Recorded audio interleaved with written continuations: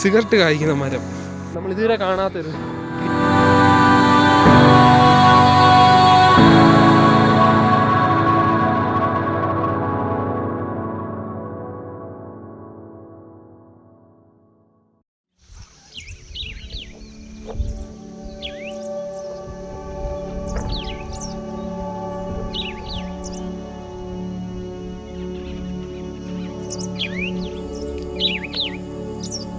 അങ്ങനെ നല്ലൊരു ഉറക്കമൊക്കെ കഴിഞ്ഞ് ഞങ്ങൾ രാവിലെ തന്നെ എണീച്ച് നമ്മുടെ റിസോർട്ടൊക്കെ ഒന്ന് വീക്ഷിക്കാൻ വേണ്ടിയിട്ട് ഇറങ്ങി.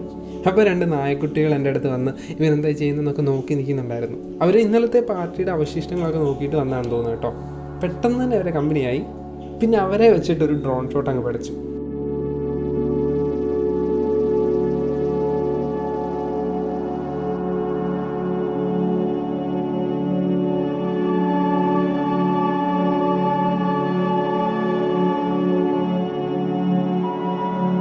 ഞങ്ങൾ ഈ നിൽക്കുന്ന സ്ഥലത്ത് നിന്ന് ഏകദേശം 10 കിലോമീറ്റർ പോലും ഇല്ല തമിഴ്നാട്ടിലേക്ക് എത്തിച്ചേരാനായിട്ട്. അതുപോലെ തന്നെ എല്ലാവരുടെയും പ്രിയപ്പെട്ട വട്ടവട ഏകദേശം 20 കിലോമീറ്റർ മാത്രമാണ് ഇവിടുന്ന് കാട് വഴി പോകണമെങ്കിൽ. അല്ലാതെ റോഡ് മാർഗത്തിൽ പോകണമെങ്കിൽ 94 കിലോമീറ്ററാണ് നമുക്ക് വേണ്ടത്. അത്രയും ചുറ്റിക്കറങ്ങി വേണം നമുക്ക് വട്ടവടയിലേക്ക് എത്താനായിട്ട്. അപ്പോൾ ഇവിടുത്തെ കാട് തമ്മിൽ കണക്റ്റഡ് ആയതുകൊണ്ട് തന്നെ ഈ 2 സ്ഥലങ്ങളിൽ ഏകദേശം സെയിം വൃക്ഷഫലങ്ങളൊക്കെ തന്നെ കായ്ക്കുന്നതാണ്. എന്നിട്ട് തൊട്ട് താഴെയുള്ളവരുടെ ഒരു കട്ടൻ ചായ കുടിക്കാനായിട്ട് പോയി. അവരുടെ വീടിനോട് ചേർന്നുള്ള കടകളൊക്കെ തന്നെയായിരുന്നു. കൊച്ചു വീടാണെങ്കിലും നല്ല രീതിയിൽ അവരത് ഡെക്കറേറ്റ് ചെയ്ത് കൊണ്ടുപോകുന്നുണ്ട്. 4 തൂണുകൾ നാട്ടി ഒരു ഷീറ്റും വലിച്ചിട്ട് വളരെ ലളിതമായിട്ടുള്ള കുറച്ച് കടകളായിരുന്നു അത്. ആ കടയിൽ ആകെ ഒരു ബിസ്ക്കറ്റ് ഉള്ളായിരുന്നു. അത് ഞങ്ങൾ മേടിച്ചു. കൂട്ടത്തിൽ ഇവനും 2 കൊടുത്തു. പിന്നെ ഇവിടെ ആപ്പിളും ഓറഞ്ച് അതുപോലെ തന്നെ ഉള്ളികൾ, വെളുത്തുള്ളി, ചുവന്നുള്ളിയൊക്കെ ഇങ്ങനെ ഹാങ് ചെയ്തിട്ടുണ്ടായിരുന്നു. അത് ചോദിച്ചപ്പം ഇവരുടെ ഫാമിൽ നിന്ന് തന്നെ അവർ കൾട്ടിവേറ്റ് ചെയ്തെടുക്കുന്നതാണെന്നാണ് പറഞ്ഞത്. അപ്പം നമ്മളെ ഫാം ഒന്ന് കാണിക്കുമെന്ന് ചോദിച്ചപ്പം അവർ 9 മണിക്ക് ശേഷം വരാനായിട്ട് പറഞ്ഞു. അപ്പം നമ്മൾ ആ സമയം കൊണ്ട് നമ്മൾ എവിടെയെങ്കിലും ഒരു സൈറ്റ് വിസിറ്റ് നടത്തിയിട്ട് വരാമെന്ന് വിചാരിച്ചു. തിരിച്ചു വന്നപ്പോൾ ഒരാളുടെ അഭ്യാസ പ്രകടനമൊക്കെ കണ്ടു. കുറച്ച് ഫോട്ടോസ് എടുക്കാൻ വേണ്ടിയിട്ടുള്ള തന്ത്രപ്പാടാട്ടോ.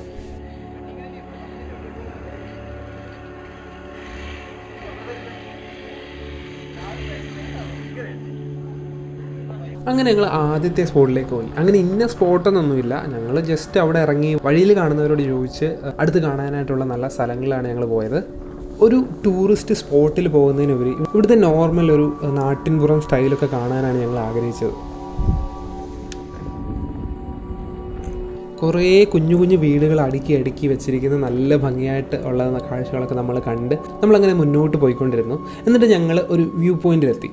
മൂന്നാറിൽ വന്നിട്ട് ഒരു ഹൈറ്റുള്ള സ്ഥലത്ത് പോയില്ലെങ്കിൽ മോശമല്ല. അതിന് വേണ്ടിയിട്ട് ഞങ്ങൾ അവിടെ പോയി കുറേ ഫോട്ടോസും കാര്യങ്ങളൊക്കെ എടുത്തു. ഇവിടുന്ന് താഴേക്ക് നോക്കിക്കഴിഞ്ഞാൽ കുറേ ഗ്രാമങ്ങൾ കാണാം. ചെറിയ ചെറിയ കുറേ ഗ്രാമങ്ങൾ ഒത്തിരി വൈഡായിട്ട് സ്പ്രെഡായി കിടക്കുന്നത് നമുക്ക് കാണാനായിട്ട് സാധിക്കും. അവിടെ നമ്മൾ കുറച്ച് അടിപൊളി ഷോട്ട്സ് എടുത്തു.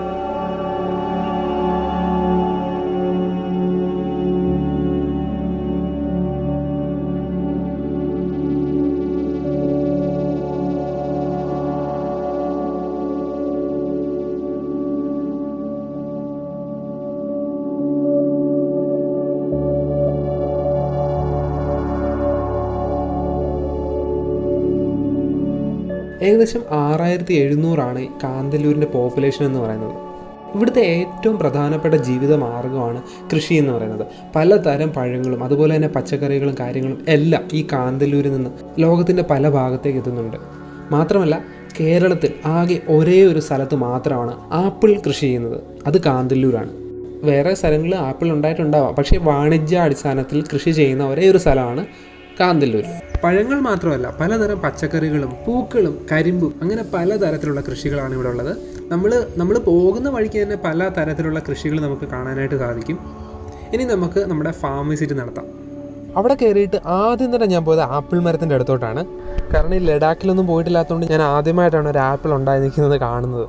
ഈ ആപ്പിൾ എന്ന് പറയുന്നത് ഇതിൻ്റെ സീസൺ കഴിഞ്ഞിരിക്കുന്ന സമയമാണിത്. സീസൺ കഴിഞ്ഞിട്ട് അവർ ജസ്റ്റ് ബാക്കി വന്നത് കിളികളൊന്നും വന്ന് കൊത്താതിരിക്കാൻ വേണ്ടി കവേഴ്സൊക്കെ ഇട്ട് പ്രൊട്ടക്ട് ചെയ്ത് നിർത്തിയേക്കുവാണ്. ഇപ്പം സീസൺ ആയി കഴിയുമ്പം ഈ കാണുന്ന എല്ലാ ആപ്പിളിൻ്റെ മരങ്ങളാണ്. ഇത് നിറച്ച് ആപ്പിൾ ഉണ്ടായിരിക്കുന്നതാണ്. ഇപ്പം നമുക്ക് കാണാനും മാത്രം ഒരു ആപ്പിൾ മാത്രമേ ഉള്ളൂ ഇവിടെ നിൽക്കുള്ളൂ.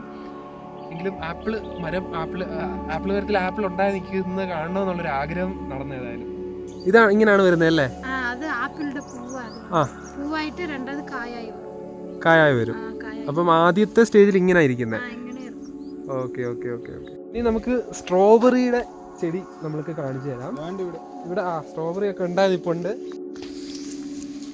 Okay okay okay okay. ഇത് പഴുത്ത് തുടങ്ങാറായ സ്ട്രോബെറി ആണല്ലേ? പഴുക്കാൻ തുടങ്ങി. എടാ നേടാ പറഞ്ഞിരിക്കുന്നു മോളി.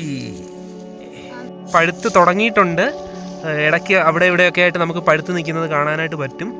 പക്ഷെ മൊത്തം സീസൺ മൊത്തം സീസൺ ആയാൽ മാത്രമേ ഇത് മൊത്തം പഴുത്ത് കാണാനായിട്ട് പറ്റത്തുള്ളൂ കേട്ടോ. അവിടെ എല്ലാം ഉണ്ട് ഇങ്ങനെ. Okay okay okay. പിന്നീടുള്ളത് മുള്ളാത്ത എന്ന് പറഞ്ഞൊരു ഫ്രൂട്ടാണ്. അത് നമ്മുടെ നാട്ടിലൊക്കെ ഉള്ളതാണെങ്കിലും അത് വേറൊരു ടൈപ്പാണ്. ഇതും നല്ല ടേസ്റ്റ് ഉള്ളതാണ്. ഞങ്ങൾ മുകളിൽ വെച്ച് കഴിച്ചായിരുന്നു. നല്ല ടേസ്റ്റ് ഉള്ള ഫ്രൂട്ടാണിത്.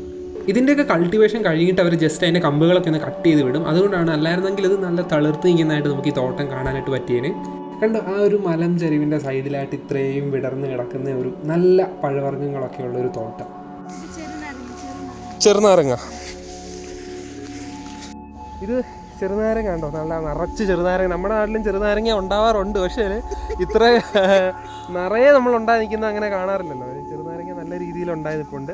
ഇതിൻ്റെയൊക്കെ മാർക്കറ്റ് വാല്യൂ നോക്കിക്കഴിഞ്ഞാൽ ഇത് നമുക്ക് 1 കിലോയ്ക്ക് 50 രൂപയ്ക്ക് വരെ കിട്ടുന്ന സമയങ്ങളുണ്ട്. നമ്മൾ 50 രൂപയ്ക്ക് മേടിക്കുന്നുണ്ടെങ്കിൽ ആ കടക്കാരൻ അത് 40 രൂപയ്ക്കായിരിക്കും. അവന് സപ്ലൈ ചെയ്യുന്നവൻ 30 രൂപയ്ക്കും, അതുപോലെ തന്നെ സപ്ലൈ ചെയ്യുന്ന ആൾ 20 രൂപയ്ക്കും. അവസാനം കർഷകന് 10 രൂപ പോലും കിട്ടത്തില്ല. പിന്നെ നമ്മുടെ നാട്ടിലെ പേരയ്ക്ക, അതും നമ്മുടെ അവിടെ ഉണ്ടായിരിക്കുന്ന പോലെ ഒന്നുമല്ല, നിറയെ പൂവും കായുമാണ്, നിറച്ചുണ്ടായി നിൽക്കുകയാണ്. ഇവിടുത്തെ ഈ ഒരു ക്ലൈമറ്റിന് അത് നല്ലതായിട്ട് ഫലവൃക്ഷങ്ങളൊക്കെ ഉണ്ടാകാനുള്ളൊരു ക്ലൈമറ്റാണ് ഇവിടെ. അതുകൊണ്ടാണ് നിറയെ പൂത്ത് കായ്ച്ച് നിൽക്കുന്നത് ഇവിടുത്തെ പേരയ്ക്ക എന്ന് പറയുന്നത്. അങ്ങോട്ട് പേരയ്ക്കായുടെ ഫാം തന്നെയാണല്ലേ? ശരിക്കും ഈ പേരയ്ക്ക എന്ന് പറയുന്നത് വളരെ ഗുണമുള്ളൊരു ഫ്രൂട്ടാണ്. ഇത് നമ്മുടെ വീടുകളിലൊക്കെ മിക്ക വീടുകളിലും ഉള്ളതുകൊണ്ടാണ് നമുക്ക് ഇതിനോട് വലിയ വിലയില്ലാത്തത്. ഇത് ശരിക്കും നമ്മുടെ ഇമ്മ്യൂണിറ്റി കൂട്ടാനും അതുപോലെ ഹാർട്ടിൻ്റെ ഹെൽത്ത് ബൂസ്റ്റപ്പ് ചെയ്യാനും അതുപോലെ തന്നെ ഷുഗർ ലെവലൊക്കെ ലോ ആയിട്ട് കീപ്പ് ചെയ്യാനും ഒക്കെ നമ്മുടെ ഈ പേരയ്ക്ക ഹെൽപ്പ് ചെയ്യും. ഏതാ ഇതെല്ലാം ഓറഞ്ച് അല്ലേ? കാശ്മീരി ഓറഞ്ച് അല്ലേ? അപ്പം അവിടെ കടയിൽ വെച്ചേക്കുന്ന ഓറഞ്ച് എല്ലാം ഇവിടുന്ന് തന്നെ പറിക്കുന്നതാണ്? ഇവിടുത്തെ തന്നെ ഓറഞ്ച് ആപ്പിളും കാര്യങ്ങളൊക്കെയാണ്. ഓക്കെ. ഇവിടെ ഇവരുടെ ചെറിയൊരു ഷോപ്പുണ്ട് മുകളിൽ. അവിടെയും കുറേ ഫ്രൂട്ട്സ് ഒക്കെ വെച്ചിട്ടുണ്ടായിരുന്നു. പക്ഷെ അതെല്ലാം ഇവിടുത്തെ തന്നെയാണെന്നാണ് പറയുന്നത്. നല്ല ഫ്രഷ് സാധനം, മരുന്നൊന്നും അടിക്കാത്ത നല്ല ഒറിജിനൽ സാധനം നമുക്ക് കിട്ടും. ഇവിടെ എനിക്കൊന്ന് പെസ്റ്റിസൈഡ്സ് യൂസ് ചെയ്യുന്നില്ലായിരിക്കുമല്ലോ, അത് മരുന്നുകളൊന്നും അടിക്കുന്നില്ല. ഇല്ല, ഇത് അങ്ങനത്തെ ഫാമാണ്. അല്ലാതെ ഒത്തിരി ലാർജ് സ്കെയിലുള്ള പ്രൊഡക്ഷൻ ചെയ്യുന്നിടത്താണ് കൂടുതലും മരുന്നൊക്കെ അടിച്ച് കുറേ പെസ്റ്റിസൈഡ്സ് ഒക്കെ അടിക്കുന്നത്. ഇവിടെ അതൊന്നും യൂസ് ചെയ്യുന്നില്ലെന്നാണ് പറയുന്നത്. കണ്ടോ, ഓറഞ്ചൊക്കെ ഉണ്ടായി നിൽക്കുന്നുണ്ടോ? മരുന്നടിക്കാത്തതുകൊണ്ടാണ് കുറച്ച് ഭംഗിക്കുറവ്. കുറച്ച് മരുന്നൊക്കെ അടിച്ച് നിർത്തിയൊക്കെ വേണമെന്നുണ്ടെങ്കിൽ നല്ല ഭംഗിയായിരിക്കും കാണാൻ.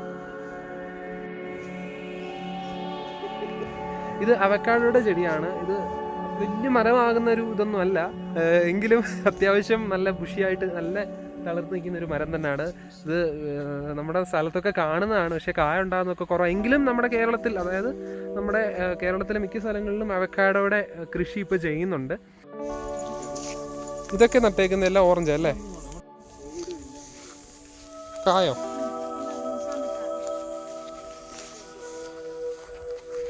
ഓക്കെ, ഇത് മുസമ്പിയുടെ ആണ് കേട്ടോ. നമ്മൾ മുകളിൽ കണ്ടത് ഓറഞ്ചാണ്, ഇത് മുസമ്പിയുടെ തോട്ടമാണ്. ഇതിൽ മുസമ്പി നിറയെ ഉണ്ടായി നിൽപ്പുണ്ട്. ഇതിൻ്റെ സീസൺ കഴിയുമ്പോൾ ഇതെല്ലാം വെട്ടുമല്ലേ? സീസൺ കഴിയുമ്പോൾ ഇവരെല്ലാം വെട്ടി നിർത്തും. അതുകൊണ്ടാണ് ഇങ്ങനെ ചെറിയ കുറ്റി കുറ്റിയായിട്ട് നിൽക്കുന്നത്. അല്ലെന്നുണ്ടെങ്കിൽ നല്ല തെളുത്ത് കായൊക്കെ ഉണ്ടായി വരും. ആ സീസൺ കഴിയുമ്പോൾ അവരത് വെട്ടി മാറ്റും. എങ്കിലും അടുത്ത ഇലകൾ വന്ന് നല്ല രീതിയിൽ ഉണ്ടാകാൻ പറ്റുള്ളൂ എന്നാണ് പറയുന്നത്. സിഗരറ്റ് കായ്ക്കുന്ന മരം, ഇതിൽ നിന്നൊരു സിഗരറ്റ് വീണ് കിടക്കുന്നു. നമുക്കിനി താഴെ ഒരു വലിയൊരു ഓറഞ്ചിൻ്റെ മരം കണ്ടുപിടിച്ചിട്ടുണ്ട്. അത് നമുക്കൊന്ന് പോയി അടുത്ത് കണ്ടിട്ട് വരാം. കണ്ട, ഇത് ഇവിടെ നിൽക്കുന്നതിലുള്ളതിൽ ഏറ്റവും വലിയ ഓറഞ്ചിൻ്റെ മരമാണ് കേട്ടോ.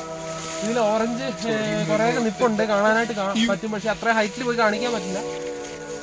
ഇതിൽ നിന്ന് പറിക്കാൻ പറ്റുമോ? നമുക്ക് വേണേൽ പറിക്കാമായിരുന്നു. പക്ഷെ നല്ല ഹൈറ്റിലാണ് നിൽക്കുന്നത്. ഇവിടെ തോട്ടിയ കാര്യങ്ങളൊന്നും കാണാനായിട്ടില്ല. കണ്ടോ, നമ്മൾ അവിടുന്ന് ഇറങ്ങി താഴോട്ട് വന്നുകൊണ്ടിരിക്കുകയാണ്. പല തട്ടുകളായിട്ടാണ് ഇവിടെ കൃഷി ചെയ്യുന്നത്.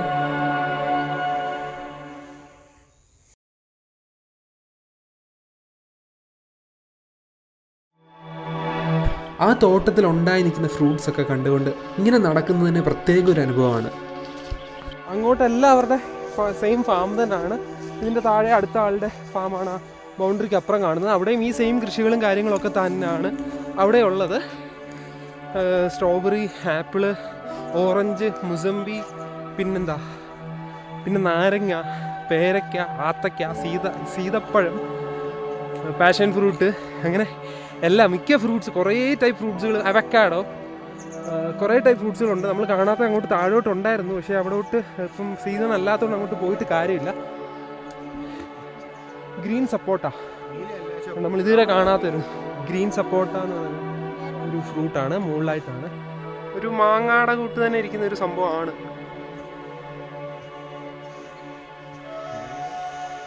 ഇതും ആത്തയുടെ വേറൊരു സാധനമാണ്. പിന്നീട് ഈ കാണുന്നതൊക്കെ സബർജല്ലിയാണ് കേട്ടോ. സബർജല്ലിയുടെ പ്ലാന്റ് ആണ് ഈ കാണുന്നതൊക്കെ. അതിലിപ്പം സീസൺ അല്ലാത്തതുകൊണ്ട് നമുക്ക് ഫ്രൂട്ട് ഒന്നും കാണാനായിട്ട് പറ്റത്തില്ല. ഏതാ? മുള്ളാത്ത സീതാപ്പഴം. ഓക്കെ. ഇത് മുള്ളാത്ത, ഇത് സീതാപ്പഴം. രണ്ടും ആത്തയുടെ ആ ഒരു വർഗം തന്നെയാണ്, പക്ഷെ ചെറിയ വ്യത്യാസമുണ്ട്. മുള്ളാത്ത, സീതാപ്പഴം. പിന്നീട് ആ താഴെ ആ കാണുന്നതൊക്കെയാണ് മാതള നാരങ്ങ. അതിൻ്റെ പൂവൊക്കെ ഉണ്ടായിട്ട് നിറയെ പൂവൊക്കെ ഉണ്ടായി നിൽപ്പുണ്ട്. താഴെ ഒന്ന് പോയി അടുത്ത് കണ്ടിട്ട് വരാം. ഇത് എന്തായിരുന്നു? മാതള നാരങ്ങ. ഇത് ഇത്രയും ചെറിയ പൂവാണല്ലേ? തീരെ ചെറിയ പൂവാണ് ഇതിൻ്റെ. ഇപ്പോഴെനിക്ക് മനസ്സിലായി, ഇത് നമ്മുടെ പൊമിഗ്രാനറ്റ് ആണ്. നമ്മുടെ നാട്ടിൽ അനാർ എന്നൊക്കെ പറയത്തില്ലേ, വളരെ ഹെൽത്തി ആയിട്ടുള്ളൊരു ഫ്രൂട്ടാണ് ഇത്. അത് കാണാൻ തന്നെ ഒരു ഭംഗിയാണ്. കണ്ടാലൊരു രത്നങ്ങളൊക്കെ എടുത്ത് വെച്ചേക്കുന്ന പോലെ നമുക്ക് തോന്നും ഇതിൻ്റെ അകത്തെ ഭാഗം കണ്ടു കഴിഞ്ഞാൽ. വീണ്ടും നമ്മുടെ നാരങ്ങയുടെ വേറൊരു വെറൈറ്റിയുടെ ഒരു ട്രീ ആണ്. നല്ല വലിയൊരു മരം തന്നെയാണ്. മരത്തക്കാളിയോ? ഏത്? ഇത് മരത്തക്കാളി എന്ന് പറയുന്നൊരു ചെടിയാണ്. ഇതുവരെ ഞാനങ്ങനെ കേട്ടിട്ടില്ലാത്തൊരു സംഭവമാണ് ഈ മരത്തക്കാളി എന്ന് പറയുന്നത്. നമ്മൾ ഇത്രയും നടന്നെല്ലാം ഒറ്റ ഒരാളുടെ ഫാമാണ് കേട്ടോ. ആ ചേച്ചിയാണ് ഈ ഫാമെല്ലാം നോക്കി നടത്തുന്നത്. ആ ചേച്ചിയും ചേട്ടനും ആണ്. ഇതിൻ്റെ അടുത്ത് തന്നെയാണ് അവർ താമസിക്കുന്നതും. ഇത്രയും ഏരിയയിൽ വൈഡായിട്ട് ഏകദേശം 3/4 കൃഷികളും അവർ ചെയ്യുന്നുണ്ട്.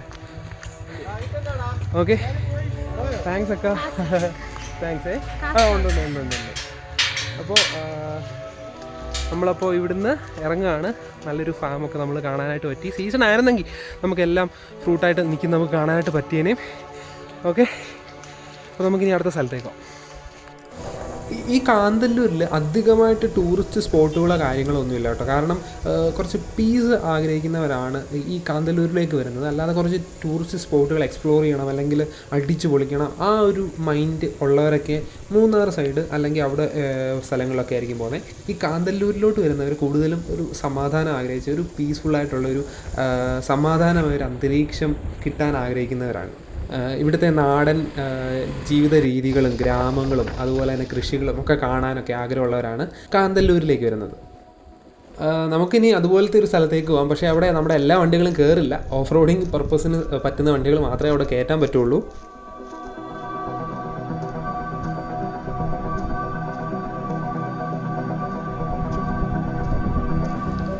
ഇങ്ങനെ കുറച്ച് അടിപൊളി ഫ്രെയിംസുകളും അത്യാവശ്യം ഓഫ് റോഡിങ് പറ്റുന്നൊരു സ്ഥലമായിരുന്നത്.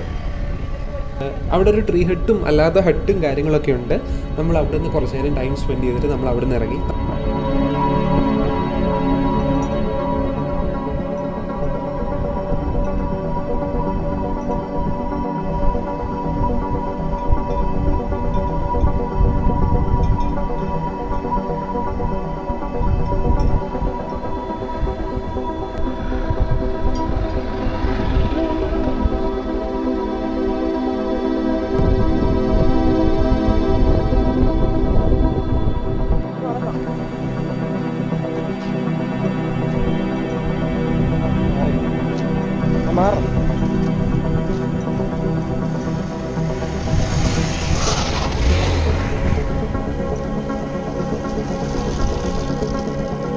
നമ്മൾ ഇനിയും പോകുന്നത് മറയൂർ ശർക്കരയുടെ അവിടത്തേക്കാണ്. മറയൂർ ശർക്കര ഉണ്ടാക്കുന്ന ധാരാളം വീഡിയോകൾ നമുക്ക് യൂട്യൂബിൽ കാണാനായിട്ട് സാധിക്കും. അതുകൊണ്ട് ഞാൻ ഫുള്ള് പ്രോസസ്സും കാര്യങ്ങളൊന്നും കാണിക്കുന്നില്ല, ജസ്റ്റ് ഇവിടുത്തെ ഒന്ന് കാണിക്കുന്നതേ ഉള്ളൂ. നമുക്ക് നമ്മുടെ മുന്നിൽ വെച്ച് തന്നെ നമ്മൾ ഈ പ്രോസസ്സിങ് എല്ലാം നമുക്ക് കാണാനായിട്ട് സാധിക്കും. അതുപോലെ തന്നെ ഇതിൻ്റെ ഫ്രഷ് ഇതിൻ്റെ ബൈ പ്രൊഡക്ട്സ് നമുക്ക് ഇവിടെ നിന്ന് മേടിക്കാനായിട്ട് പറ്റും. അതുപോലെ തന്നെ കരിമ്പിൻ്റെ ജ്യൂസും നമുക്ക് അവരിവിടെ പ്രൊവൈഡ് ചെയ്യുന്നുണ്ട്. അങ്ങനെ നമ്മുടെ ചെറിയൊരു കാന്തല്ലൂർ വിസിറ്റ് ഇവിടെ അവസാനിക്കുകയാണ്. നമ്മൾ കാന്തല്ലൂർ വിടുകയാണ്. നമുക്കിനി ഇവിടുന്ന് മൂന്നാറിലേക്കാണ് പോകുന്നത്. നമ്മൾ കുറച്ച് അധികം ആളുകളായിട്ട് വന്നുകൊണ്ട് തന്നെ എല്ലാവരുടെയും സൗകര്യം നോക്കി വീക്കെൻഡൊക്കെ നോക്കിയിട്ടാണ് നമ്മൾ ഈ ട്രിപ്പ് പ്ലാൻ ചെയ്തത്. അതുകൊണ്ട് തന്നെ നമുക്ക് അധികമായിട്ട് മൂന്നാർ എക്സ്പ്ലോർ ചെയ്യാനായിട്ട് പറ്റിയില്ല. മൂന്നാറൊക്കെ ശരിക്കും ഫുള്ള് കണ്ടുവരണം എന്നുണ്ടെങ്കിൽ മിനിമം ഒരാഴ്ചയെങ്കിലും അവിടെ സ്റ്റേ ചെയ്താലേ നമുക്ക് ശരിക്കും ഒന്ന് എക്സ്പ്ലോർ ചെയ്യാൻ പറ്റുള്ളൂ. നമ്മൾ 2-3 ദിവസത്തേക്ക് പോയിട്ട് വലിയതായിട്ടൊരു കാര്യമില്ല, എങ്കിലും നമുക്ക് ഒരു 2 days നമുക്ക് ഒന്ന് നമ്മുടെ ജീവിത സാഹചര്യങ്ങളിൽ നിന്നൊക്കെ മാറി നിന്ന് ഒന്ന് മൈൻഡ് ഫ്രീ ആക്കാനായിട്ട് പറ്റിയൊരു സ്ഥലം തന്നെയാണ് മൂന്നാർ എന്ന് പറയുന്നത്.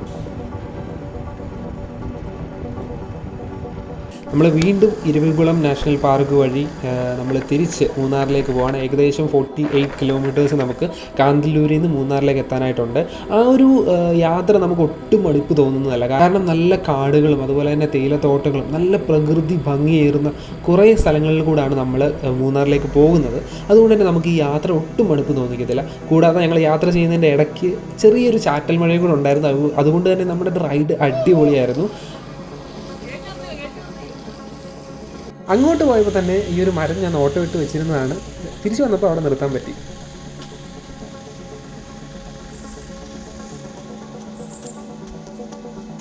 ചെറിയ ആ ഒരു ചാറ്റിലൊക്കെ ആസ്വദിച്ച് ചെറിയ കുരുവികളൊക്കെ ഇങ്ങനെ ചെടികളിലൊക്കെ ഇരിക്കുന്നത് കാണാം.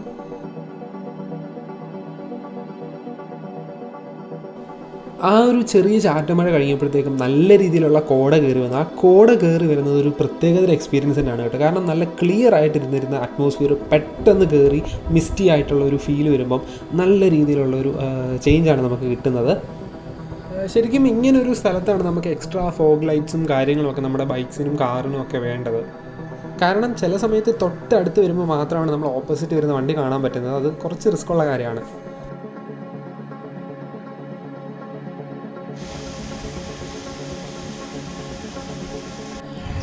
അങ്ങനെ നമ്മുടെ മൂന്നാർ റൈഡിൻ്റെ സെക്കൻഡ് പാർട്ടും ഇവിടെ അവസാനിക്കുകയാണ്. നമ്മുടെ ഫസ്റ്റ് പാർട്ട് കാണാത്തവർ പോയി കാണുക.